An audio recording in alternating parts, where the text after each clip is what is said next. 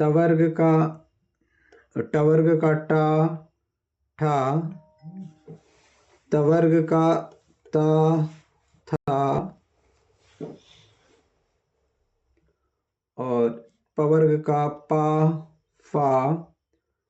फिर उसके बाद उन्होंने कहा श, श, सा, चा घोषा, तो श, श और सा। तो ये कितने हो गए? ये हो गए 2 2 4 2 6 2 8 2 10 और 3 13। तो ये 13 हो गए आपके अघोष संज्ञक। फिर इसके पश्चात हमको 14वें सूत्र में घोषवंतोन्य, तो अन्य की घोष संज्ञा है। तो ये कहने से हमको एक और संज्ञा मिली घोष। तो 33 वर्णों में से 13 वर्ण जो अघोष के हैं वो चले गए। तो यहाँ पे बचे कुल कितने? 20 वर्ण जो बचे। तो तीसरा, चौथा, पांचवा वर्ण, तो का खा के बाद गा, घा, गा, ज, झ, या, टाठा के बाद फिर ड, ढ, ण, फिर ताथा के बाद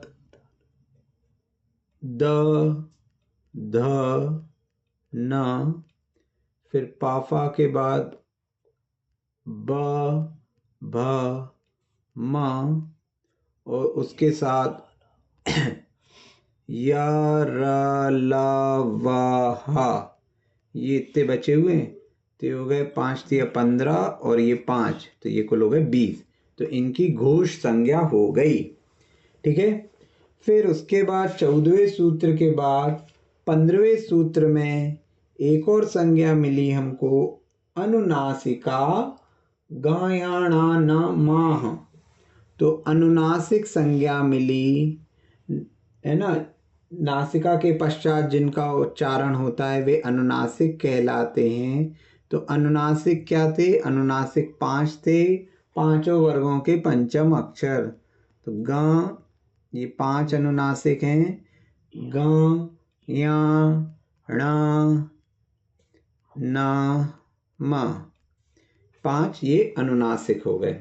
अनुनासिक के बाद 16वें सूत्र में अंतस्था, यरलवाह। तो यहाँ पर हमको एक और संज्ञा मिली, अंतस्थ। तो अंतस्थ कितने थे? अंतस्थ हो गए 4, य, र, ल, व। ये 4 अंतस्थ हो गए। फिर उसके पश्चात हमको 17वें सूत्र में एक और संज्ञा मिली, ऊष्माण, श, श, स, हा। तो ऊष्माण संज्ञा मिली। ऊष्माण संज्ञा में हमको 4 वर्ण मिले, श, श, स और हा। इनको ऊष्माण इसलिए कहते हैं कि उनके उच्चारण में ऊष्मा उत्पन्न होती है, इसलिए, है ना, ऊष्माण कहते हैं। तो इस तरह 2 चीजें और होती हैं। एक होता है विसर्ग। विसर्ग आप सभी को शायद जानकारी है ही कि विसर्ग, ये जो 2 बिंदुएं होती हैं इनको विसर्ग कहते हैं। विसर्ग हमेशा स्वर के साथ ही रहेगा। विसर्ग कभी भी व्यंजन के साथ नहीं रहता। व्यंजन के साथ नहीं रहता। आप कहोगे भैया हम तो देखते हैं ग, कह, तो ये कह और गह ये जो हैं ये क्या है? क, धन आ, धन विसर्ग है। विसर्ग हमेशा स्वर के बाद ही रहेगा। आपको ये केस कभी नहीं मिलेगा कि व्यंजन है बिना स्वर का और उसके बाद विसर्ग हो, ये केस कभी नहीं मिलेगा। तो विसर्ग हमेशा स्वर के साथ ही होंगे। ठीक है, हमेशा याद रखिए। जैसे कह लिखा हुआ है तो इसका मतलब क, धन, आधन, विसर्ग। और एक और होता है हमारा 21वें सूत्र में था, अनुस्वार। अनुस्वार जो आप ऊपर बिंदी रखते हैं इसको अनुस्वार कहते हैं। ठीक है, तो ये भी आपको स्वरों के ऊपर मिलेगी। अपन अम अंगूर का कहते हैं जो, तो ये ऊपर जो बिंदी है इसको अनुस्वार कहते हैं। ठीक है, दर्शाने के लिए आ का प्रयोग किया है, बाकी ये ऊपर की बिंदी को अनुस्वार कहते हैं। तो इस प्रकार अपन ने इतनी संज्ञाएं पढ़ ली हैं। क्या क्या हो गई हैं, है ना? वर्ण 47, स्वर 14, समान 10, सवर्ण 2-2 के 5 जोड़े, ऋकार लिकार भी समान सवर्ण हैं, ह्रस्व 5, दीर्घ दीर्घ यदि देखा जाए तो हमको 5 और 4 9 दीर्घ मिले हैं, नामी 12, संध्यक्षर 4, व्यंजन 33 का से लेके हा तक, वर्ग 5 वर्ग हैं, कवर्ग चवर्ग टवर्ग तवर्ग पवर्ग 25 वर्णों के, फिर अघोष 13, घोष 20, अनुनासिक 5, अंतस्थ 4, ऊष्माण 4 और फिर विसर्ग 2 बिंदुओं का समूह, विसर्ग अनुस्वार जो एक बिंदु ऊपर लगती है उसको अनुस्वार कहते हैं। इन संज्ञाओं में किसी को कोई समस्या, तो अपन अब संज्ञा संधि स्वर संधि प्रारंभ करें। उसके बाद किसी को कोई प्रश्न है इन संज्ञाओं में? ये सभी संज्ञाएं आप पहले भी देख चुके हैं और इन संज्ञाओं का बार बार प्रयोग होगा सूत्रों में। ठीक है, तो भैया जी, हाँ जी, जैसे विसर्ग में स्वर में ही विसर्ग लगता, वैसे ही अनुस्वार में भी ऐसा ही होगा? अनुस्वार में स्वर के ऊपर ही रहता है अनुस्वार। हाँ, मतलब वैसे ही रहेगा जैसे यदि ये लिखा है जैसे गंगा, है ना, तो ये गा के ऊपर तो दिख रहा है, लेकिन ये गा धन आ ये है ना, तो अनुस्वार हाँ इस प्रकार से रहेगा। जैसे बिंदी है ना, तो यहाँ ई के ऊपर है, ये ई के ऊपर है, तो स्वर सहित जो व्यंजन रहेंगे या स्वर के ऊपर भी हो सकता है ना, उनमें रहता है। स्वर उसके लिए चाहिए आधार के लिए। और कोई प्रश्न किसी का? ये जो अनुस्वार है तो वो व्यंजन ना, अनुस्वार खुद ही एक व्यंजन है। हाँ हाँ है व्यंजन, मतलब जैसे अपन कहना चाहिए, सॉरी, गंगा ऐसे लिखते हैं वैसे तो, है ना, कि अपन ने जो कवर्ग का पंचम अक्षर है वो लिखा, और कहीं कहीं आपको ऐसा भी लिखा मिलेगा, तो यहाँ ये अनुस्वार के रूप में लिखा है, यहाँ ये व्यंजन के रूप, तो अपन ने ये बता दिया कि इसको ऐसे भी सूचित किया जाता है ना। तो कई जगह पे आएगा कि जैसे मोनुस्वारम व्यंजने, इस प्रकार कई सूत्र आएंगे, तो हमको वहां देखना पड़ेगा कि अनुस्वार क्या है। तो अनुस्वार बिंदी है, ठीक है ना, वो सूचित पंचम अक्षर को ही कर रही है, लेकिन उसको जो सूचित किया जाएगा वो बिंदी के माध्यम से। ठीक है भैया जी, अनुस्वार और विसर्जनी जो है ये व्यंजन में गर्भित होंगे? विसर्ग नहीं बोला, व्यंजन में गर्भित नहीं। देखिए ये तो क्या है, ये आपके नोटेशन है, विसर्ग और अनुस्वार। मूलतः तो ये इनको व्यंजन तो नहीं कहेंगे ना? व्यंजन तो देखिए उसको लिखने का तरीका है। ये जैसे मैं ये कहूं कि अपन ने कहा था सो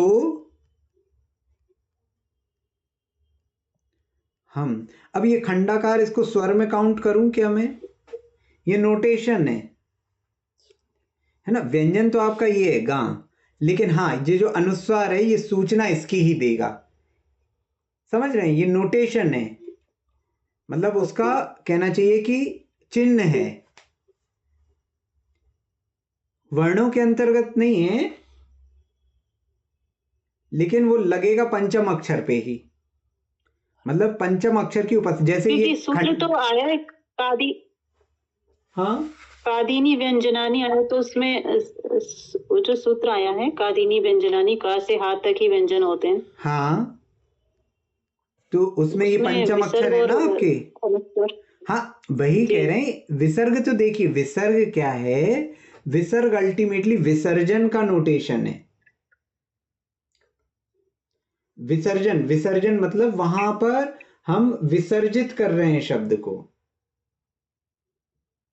विसर्ग का कोई वो नहीं है, मतलब वहां पे विसर्जन हो रहा है, ये नोटेशन है। इनको छोड़ आप दो। वर्णों के अंतर्गत नहीं लीजिए, नहीं इनका उपयोग तो है लेकिन इनको वर्णों के अंतर्गत नहीं लेंगे। वर्णों के अंतर्गत, वरना जैसे हिंदी में अपन कहते ना आहा, आहा और जी। ये भी आपको पढ़ाए जाते हैं स्वरों के अंतर्गत, है ना। ये स्वरों जी। के अंतर्गत हिंदी वर्णमाला में पढ़ाए जाते हैं। यदि यहाँ बोलना होता तो स्वर के अंतर्गत वो 14 के साथ ये 2 और बोल देते। हाँ, इसमें अपने में तो नहीं आए हैं। हाँ, यहाँ संस्कृत स्वातंत्र में में नहीं तो। आते, तो नहीं हिंदी वर्णमाला में तो आते हैं। अमंगूर का हाँ, आपको हिंदी पढ़ाया में जाता पढ़ने है। में। हाँ, तो यहाँ पर क्या है कि यदि ये नोटेशन है, नोटेशन मतलब चिन्ह है ना। जैसे खंडाकार चिन्ह जी। था, तो ये खंडाकार है तो आ ही ना, आकर लोक जी। को सूचित करा, तो ये सूचना दे रहे हैं। इस आ के बिना ये खंडाकार नहीं आएगा। इसी प्रकार ये जो पंचम अक्षर है उनके बिना अनुस्वार नहीं आएगा, लेकिन वो वर्ण के अंतर्गत ना आके वो नोटेशन है कि वहां पे पंचम वर्ण था। मात्र एक चिन्ह है। चिन्ह है लेकिन उनका अपने आप में उपयोग है, उनसे ज्ञान होगा हमें कि आपको पंचम जी। अक्षर की जी। उपस्थिति का तो ज्ञान होगा ना। जी। जी। ठीक है, तो अब इसके जी। पश्चात हम स्वर संधि चालू करते हैं। तो स्वर संधि में आप देखेंगे सूत्र क्रमांक 23, सूत्र क्रमांक 23 आपकी जो पुस्तिका है या आपके जो पीडीएफ है या जो प्रिंट आउट्स हैं आपके पास, सूत्र क्रमांक 23 यहां पर क्या कह रहे हैं, अनतिक्रमयन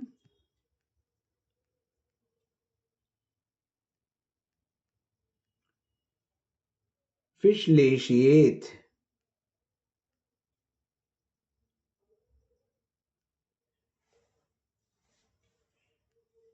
अनतिक्रमयन विश्लेषयेत।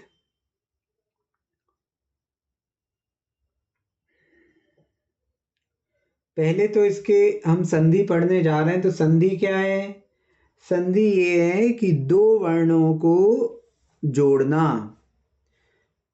मान लीजिए एक शब्द यहां लिखा हुआ है, शब्द एक, उसको जोड़ना है शब्द दो से, है ना, प्रथम शब्द और द्वितीय शब्द। तो जो पहला शब्द है उसका अंतिम अक्षर, अंतिम वर्ण, और जो दूसरा शब्द है उसका प्रथम वर्ण। भैया जी, आप कुछ लिख रहे हैं बोर्ड पे? हाँ जी, दिख नहीं रहा क्या?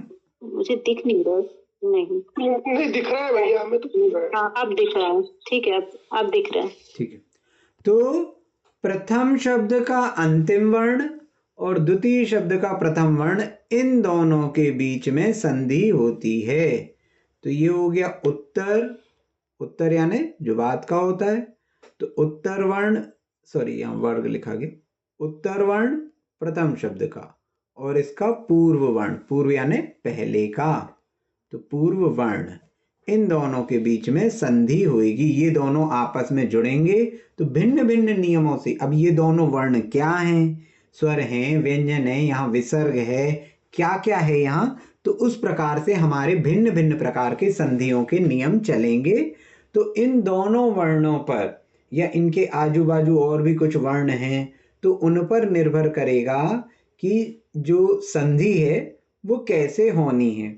जैसे आप जब कोई चीज किसी चीज पे चिपकाते हैं, है ना, आपको लकड़ी से लकड़ी चिपकानी है कि लकड़ी कांच से चिपकानी है, क्या किससे चिपकाना है, आप दो चीजें चिपकाते हैं, घर में भी काम चलता है, कई जगह पे चलता है। तो आप किस मटेरियल का यूज करेंगे चिपकाने के लिए?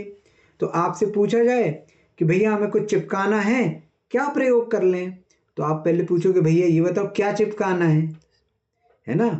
हम कहते भैया गोंद का उपयोग कर लो, तो हमें ईंट से ईंट चिपकानी है, गोंद से चिपक जाएगी क्या? नहीं, है ना। तो अगर हमें पेपर चिपकाना है, एक कागज दूसरे कागज से चिपकाना है तो चिपक जाएगा।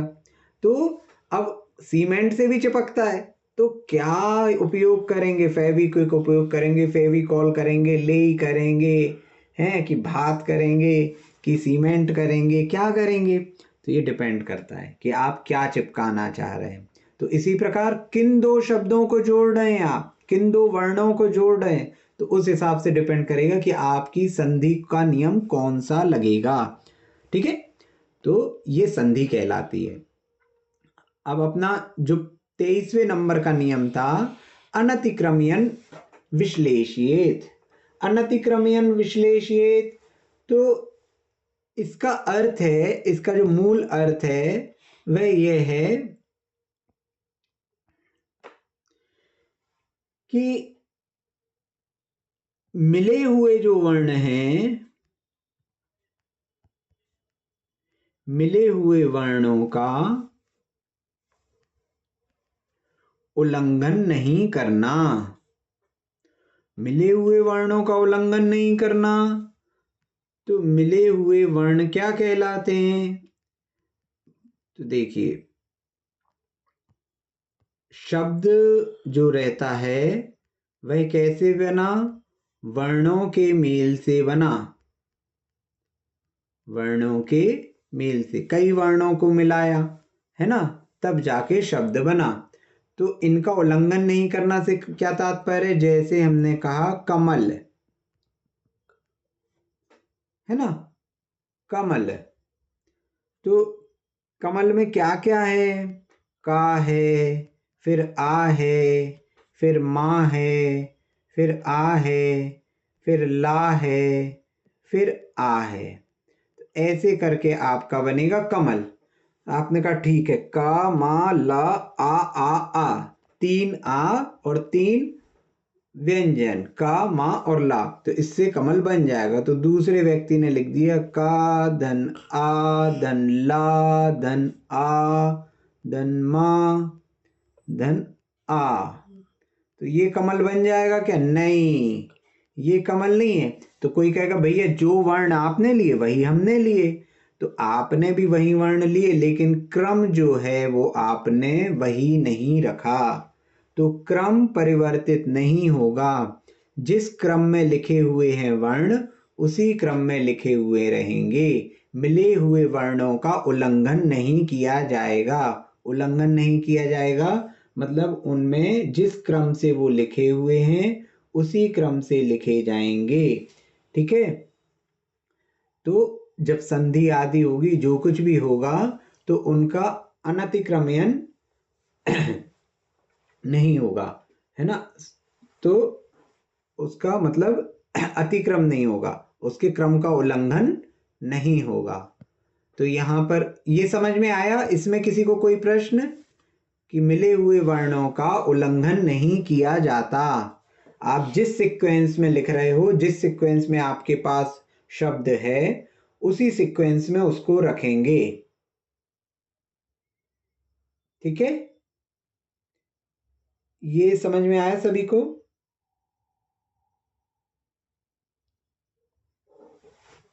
हाँ जी भैया, क्लियर है।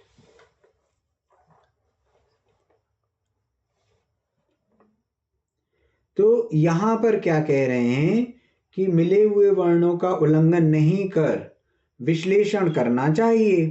तो विश्लेषण करना चाहिए मतलब क्या है कि यहां पर जब अपन कोई संधि करेंगे, जैसे लिखा है इति,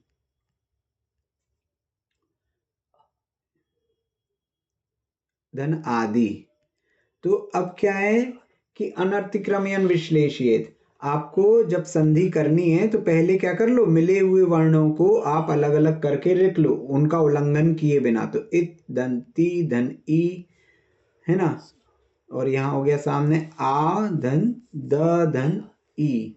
तो ये विश्लेषण जो आप कर रहे हैं उसके क्रम का उल्लंघन किए बिना, ये हो गया आपका अनतिक्रमण विश्लेषित।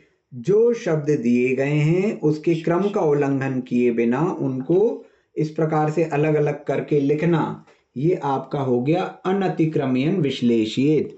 तो जब कभी भी अपन अभी तक ऐसे कहते थे कि हम इसको तोड़ के लिख रहे हैं, तो अब अपन ऐसा नहीं बोलेंगे। अब अपन कहेंगे कि इसमें हमने सूत्र क्रमांक 23 लगाया, अनतिक्रमयन विश्लेषित, तो हमने इति के स्थान पे ई दंताधन ई लिखा, आदि के स्थान पे आधन दाधन ई लिखा। ठीक है, तो इसको जो ब्रेक करना है ये कहलाता है अनतिक्रमयन विश्लेषित, उसका विश्लेषण करने के लिए। तो इसका जो अपना क्या कहते व्याख्या लिखी है, व्याख्या पढ़े अब अपन।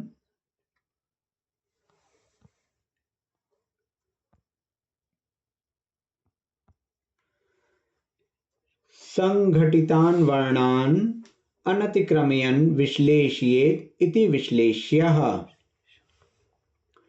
ठीक है ना। तो यहां क्या किया है, संघटितान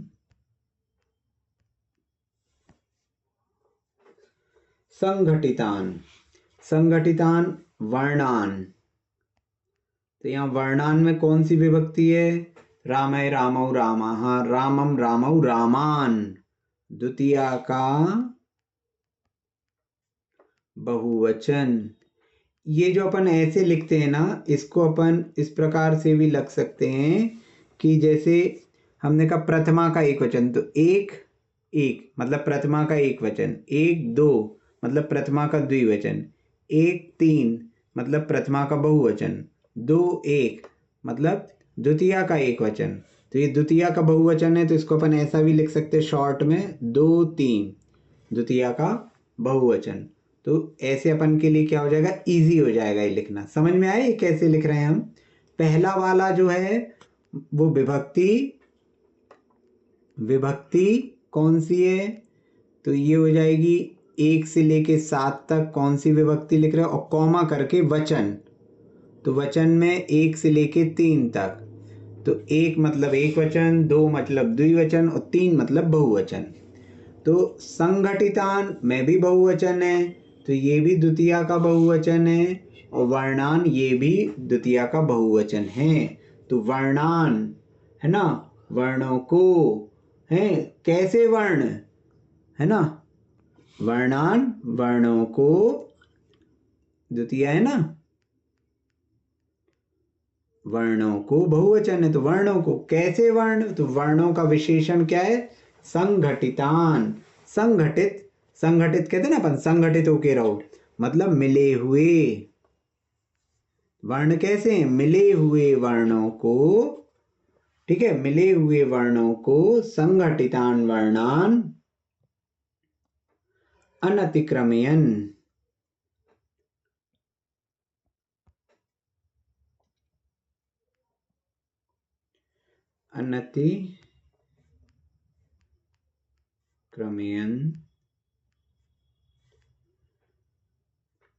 विश्लेषित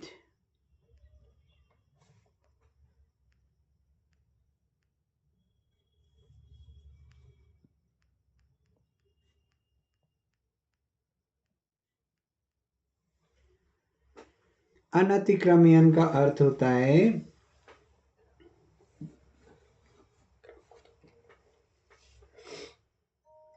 अनतिक्रम यानी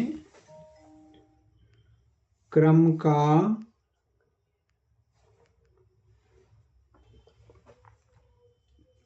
अतिक्रम। जैसे आप कहते ना कई बार बाजार में अतिक्रमण वाले आ गए, इनका घर अतिक्रमण में था, अर्थात उन्होंने मर्यादा के बाहर आ गए थे, है ना, मर्यादा के बाहर आ गए थे, अर्थात जो उनके लिए नियमावली बनाई गई थी, जैसा भी बनाया गया था उसका उन्होंने उल्लंघन किया, है ना। तो इस प्रकार का ये होता है। तो अतिक्रम में क्या जोड़ा, अन, तो अनतिक्रम यानी उल्लंघन नहीं करना। ठीक है, तो अतिक्रम और अनतिक्रमयन, अनतिक्रमयन का अर्थ होता है, अनतिक्रम का मतलब हो गया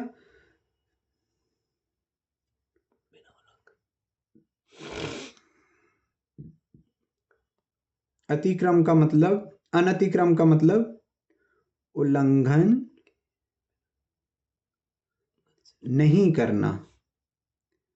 अतिक्रम का मतलब होता था उल्लंघन करना, और अनतिक्रम अन जुड़ गया तो नहीं करना, उल्लंघन नहीं करना, और फिर इसमें अनतिक्रम यन लुका है। तो आगे जब हम प्रत्यय प्रकरण पढ़ेंगे तब आएगा, तो उल्लंघन नहीं करते हुए। विश्लेषित, विश्लेषित का अर्थ होता है विश्लेषण करना चाहिए।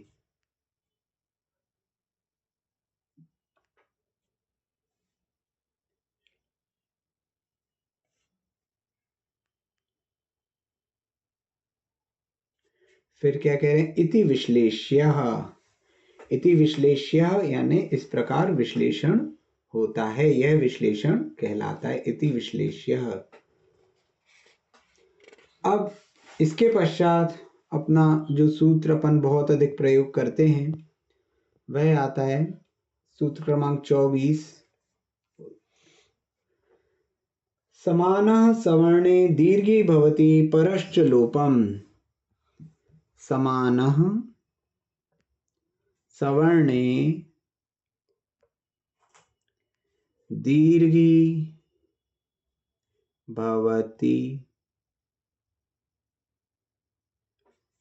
परश्च लोपम।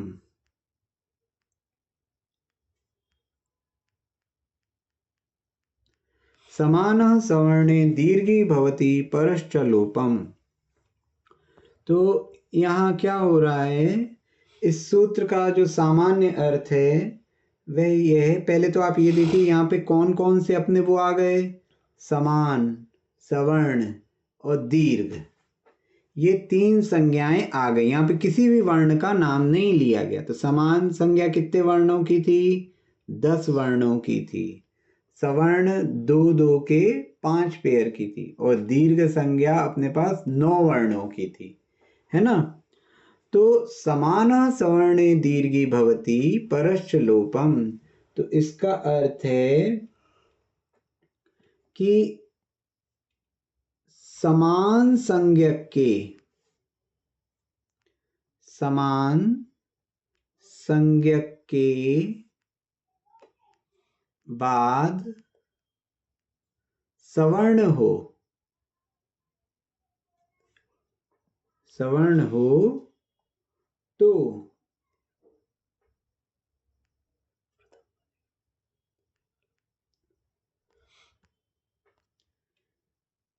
वह समान संज्ञक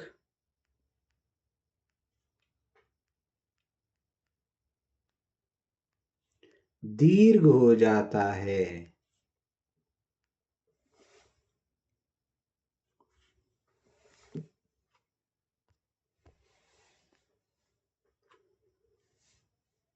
और पर का लोप हो जाता है।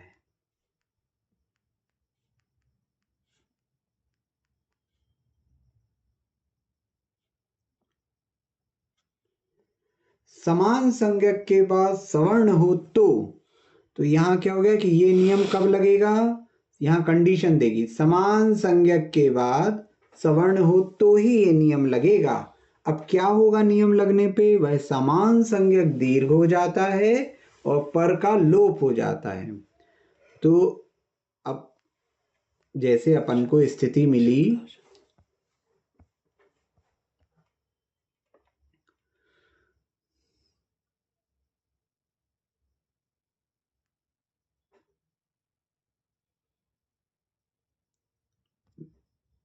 जिन धन आलय,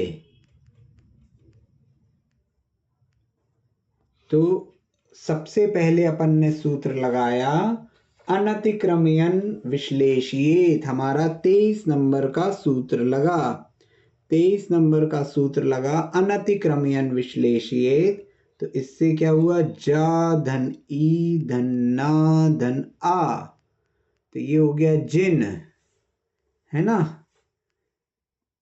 इसको योग हो रहा है, इसको जोड़ा जा रहा है किससे,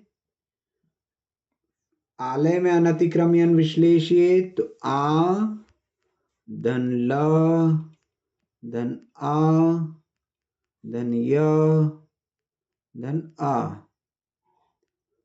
तो ये देखो, अब इसमें अगर अपन देखें कि भैया संधि किस किस की हो रही है ना, अनतिक्रम्यन विश्लेषित लगा, तो ये आ और ये आ, इन दोनों के बीच में अपन ने क्या कहा था, प्रथम का अंतिम वर्ण और दूसरे वाले का प्रथम वर्ण, तो इसका अंतिम वर्ण है आ और दूसरे वाले का प्रथम वर्ण है आ, तो इन दोनों के बीच में।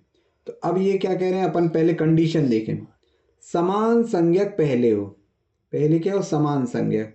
तो अपना पहले क्या है, अपने पास स्थिति है आ धन आ, है ना, ये दोनों आ अपन को जोड़ने हैं। तो पहले समान संज्ञक हो, तो ये जो है आ, ये समान संज्ञक में है कि नहीं, तो समान संज्ञक कितने थे अपने पास, 10, तो इन 10 में आ आता है, तो ये कंडीशन अपनी हो गई।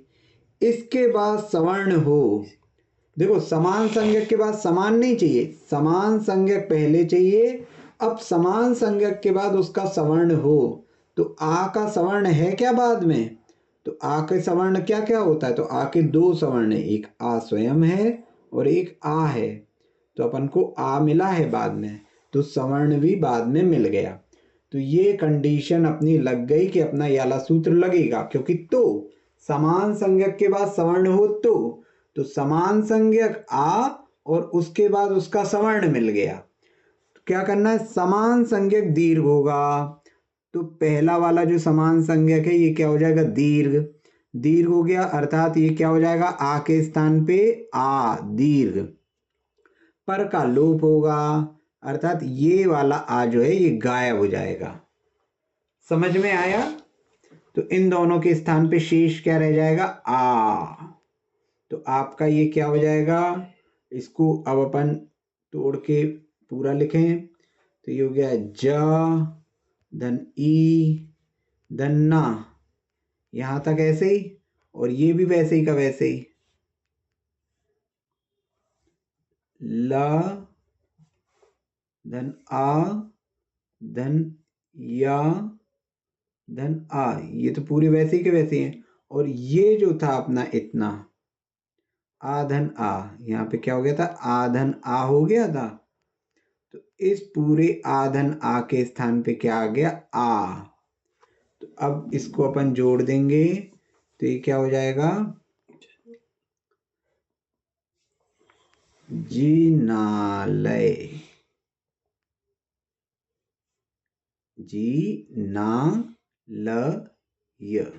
जिनालय, तो जिन धन आलय जिनालय। इसमें किसी को कोई प्रश्न, ये कैसे हुआ, परिभाषा समझ में आई, समान संज्ञक के बाद सवर्ण हो तो वह समान संज्ञक दीर्घ हो जाता है और पर का लोप हो जाता है। इस वाले एग्जाम्पल में, इस उदाहरण में किसी को कोई शंका, अब जैसे हम एक और अगर उदाहरण लें, हाँ बोलिए। भैया जी, जब भी हम लोग कोई प्रयोग करेंगे, कोई भी संधि करेंगे, तो उसमें 23वां नंबर सूत्र बोलना जरूरी होता है। हाँ, प्रारंभिक अवस्था में तो जरूरी है, मतलब जब आप सिद्धि करेंगे, आप बताएंगे कि ऐसे ऐसे किस क्रम से, कोई पूछे आपने किस क्रम से सूत्र लगाए हैं इसमें, तो फिर आपको बताना पड़ेगा कि पहले हमने ये वाला सूत्र लगाया है। क्या होता है, वो धीरे धीरे प्रैक्टिस करते करते समझ में आने लगता है, लेकिन ये जैसे मतलब जिंदनालय सिंपल से, हाँ जिनालय होता है कोई बात नहीं है, लेकिन ये सूत्र लगे हैं इसमें, तो क्रम ये है, फिर धीरे धीरे धीरे करके प्रैक्टिस हो जाती है, तो फिर इन सब की आवश्यकता नहीं रहती, लेकिन क्रम यही है, हम आपको पूरे क्रम बता रहे हैं, है ना। अब जैसे मान लीजिए स्थिति होती, आवाज ब्रेक हो रही है, क्या हो गया, आवाज ब्रेक हो रही है भैया की, आवाज ब्रेक हो रही है, नहीं हो रही भैया सही, ठीक है। अगर स्थिति होती इति धन आदि, ठीक है, अब अपन देखें, चलो समय हो गया है, कल देखेंगे इसको। इति धन आदि में शॉर्ट में बता देता हूँ। इति के अंत में ई है, आदि के प्रारंभ में आ है तो ई और आ की संधि होती। अब अगर अपन देखें समान संज्ञक, तो यहाँ ई जो है ये समान संज्ञक है, के बाद सवर्ण हो तो ई के बाद क्या है, आ है। तो आ क्या है, समान तो है लेकिन इसका सवर्ण नहीं है, ई का सवर्ण। तो ये कंडीशन यहाँ पर नहीं लगेगी क्योंकि ये सवर्ण नहीं है ना, ई का सवर्ण नहीं है। तो पहला समान हो और दूसरा उसका सवर्ण हो। तो आ भी सवर्ण है लेकिन किसका है, आ का है, आ का है, अवर्ण का है ना। ई भी सवर्ण है, किसका है, वर्ण का है। तो ई समान तो है लेकिन उसके बाद सवर्ण नहीं मिला, तो ये वाला जो 24वां नंबर का सूत्र है ये यहाँ पर नहीं लगेगा। तो आपको ये देखना है कि पहले नंबर पे समान संज्ञक वर्ण हो, उसके बाद सवर्ण हो। ठीक है, किसी को, जो लोगों ने पहली बार पढ़ रहे हैं उनके लिए कोई समस्या कुछ हो, प्रश्न तो आप पूछ लें। कल रविवार है, ठीक है, तो परसों अपन फिर पुनः इसके आगे पढ़ेंगे इसी सूत्र को। अभी अपन ने इसकी व्याख्या नहीं पढ़ी, तो ये सूत्र का सामान्य अर्थ पढ़ा है, आगे इसकी व्याख्या पढ़ेंगे। अब आगे से कभी भी अपन ये बात करेंगे कि दो ये ह्रस्व मिल रहे हैं तो दीर्घ हो रहा है, ऐसा नहीं बोलेंगे। आपको सूत्र बोलना होगा, समाना सवर्णे दीर्घी भवति परश्च लोपम। 24वें नंबर का सूत्र है ये। ठीक है, जिनवाणी स्तुति कर लेंगे। बोधि समाधि परिणाम विशुद्धि